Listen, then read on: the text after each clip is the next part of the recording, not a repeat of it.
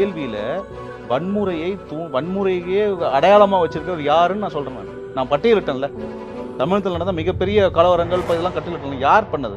இல்ல தமிழகத்தை ரொம்ப ரொம்ப உழுக்கின ஒரு கலவரம் 1987 நடந்த கலவரம் கிடையாது, அது சமூக நீதி போராட்டம்.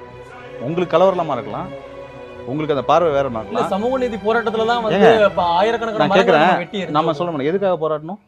இடஒதுக்கீட்டுக்காக அப்புறம் போராட்டணும். நீங்க இடஒதுக்கீடு போராட்டத்தை யார் சுட்டது? காவல்துறையும் துணை ராணுவமும் சுட்டாங்கல்ல. சுட்டது உங்களுக்கு தெரியல? இறந்து போனவங்களை பத்தி உங்களுக்கு கவலை இல்ல இல்ல? இன்னைக்கு சமூக விவசாய நீதியில நான் கேட்கிறேன், அழிக்கிறோம். சமூக நீதியை பத்தி பேசுறதுக்கு உங்களுக்கு எல்லாம் என்ன அறிவு இருக்கு? சமூக நீதி போராட்டத்தும் இதுவும் அன்னைக்கு வன்முறையை தூண்டது அறிவாலயத்தை திறந்தோன்னு சொல்லிட்டு வந்த திமுக காரங்க.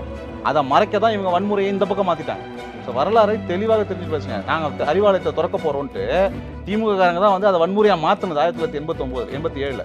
நாங்க சாலை மறியல் போராட்டம் அறிவித்தோம். 21 பேர் சாவடிக்கப்பட்டார்கள்.